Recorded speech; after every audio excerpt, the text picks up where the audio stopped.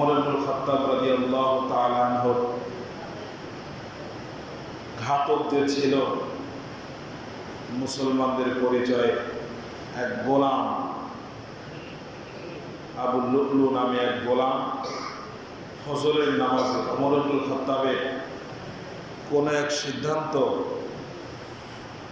কোন এক বিচার তার মনোনীত না হওয়ায়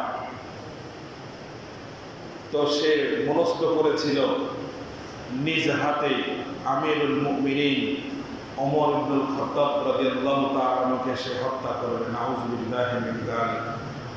ফজরের নামাজ রত অবস্থায় নামাজ পড়াইতেছিলেন আমিরুল মুমিনিন ওমর ইবনুল খাত্তাব রাদিয়াল্লাহু তাআলা আনহু সূরা ফাতিহা শেষ করেছে। সূরা ফাতিহা চলাকালীন অবস্থায় সে তার চাদরের ভিতর থেকে ছুরি বের করে ওমর ইবনুল খাত্তাব রাদিয়াল্লাহু তাআলা আনহুকে তিনটা আঘাত করল। নাভির নিচে এক আঘাত করলো, তার পাকস্থলী কেটে গেল। তিনি সাথে সাথে পেছন থেকে একজন সাহাবীকে টান দিয়ে সামনে দাঁড় করিয়ে দিলেন নামাজে, আর বললেন কতালানি আল কলব, এক কুকুর আমাকে হত্যা করে ফেলেছে। এই কথা বলে তিনি বেহুশ হয়ে গেলেন।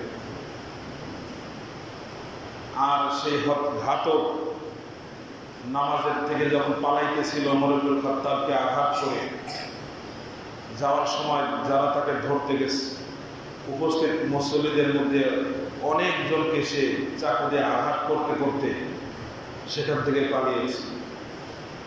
উপস্থিত মসজিদের মধ্যেই 7 থেকে 8 জন 5-7 জন স্পট ডেড জায়গায় শাহাদত বরণ করলেন।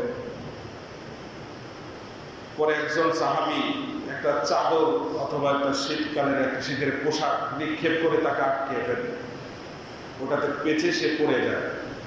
যখন দেখলো সে মুসলমানদের হাতে ধরা খেয়ে যাচ্ছে, নিজে নিজে আত্মহত্যা করে নিজের জীবনকে নিজে শেষ করে।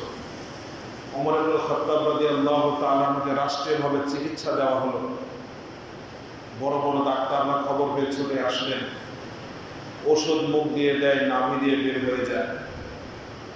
তো চিকিৎসকরা বললেন সে আর বাঁচবে না, যদি জ্ঞান ফিরে তাহলে আপনারা পরবর্তী খলিফা নিযুক্ত করেন। তো কিছুক্ষণ পরেই ওমর ইবনুল খাত্তাব রাদিয়াল্লাহু তাআলা হুঁশ ফিরে এসেছে। সকলেই এসেছে, সকলেই মনে করতেছে যে না, জিজ্ঞাসা করবে আমার হত্যাকারী কই, আমার হত্যাকারীর কোনো বিচার হয়েছে, তাকে ধরতে পেরেছ? অথবা তো একেবারে অন্তিম মুহূর্তে মানুষ যখন শেষ নিঃশ্বাস ত্যাগ করবে, সেই মুহূর্তে যে কথাগুলো স্বাভাবিকভাবে বলে, আমার পরিবার কোথায়, আমার সন্তানরা কোথায়, এই সম্পদ তোমরা ভাগ করে নিও, সন্তানদেরকে পরিত্যক্ত সম্পত্তি সম্পর্কে ওসিয়ত করে যায়। কিন্তু ওমর ইবনুল খাত্তাব রাদিয়াল্লাহু তাআলা আনহু তিনি তা না করে ওনার যখন হুঁশ ফিরল, তো সর্বপ্রথম উনি ওই সিচুয়েশনে যে কথাটা বললেন, জিজ্ঞাসা করলেন আমার ইমামতিতে, আমার নেতৃত্বে, আমার ইমামতিতে যেই নামাজ শুরু হয়েছিল সেই নামাজের কি অবস্থা? সুবহানাল্লাহ বলেন। নামাজের প্রতি কেমন তাদের আগ্রহ ছিল।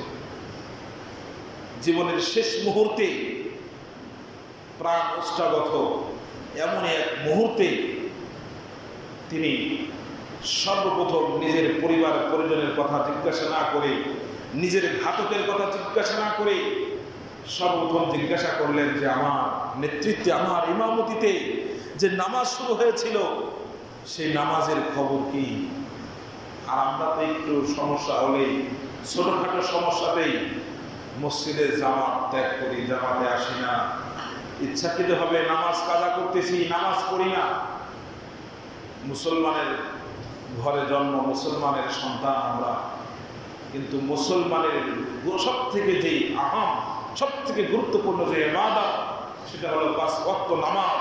সেই নামাজের মধ্যে কেবলমাত্র আমাদের উদাসীনতা। কথা বলেন।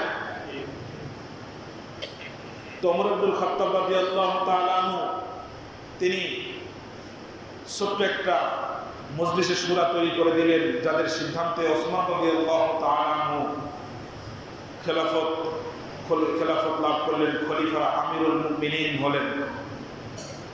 ওসমান রাদিয়াল্লাহু তাআলা আনহুর পরে হযরত আলী রাদিয়াল্লাহু তাআলা আনহু, তিনি সম্মানিত বুদ্ধিমান কিছু সাহাবায়ে কেরাম তার হাতে বায়াত গ্রহণ করলেন। এরপরে আস্তে আস্তে সবাই তার হাতে বায়াত গ্রহণ করলেন।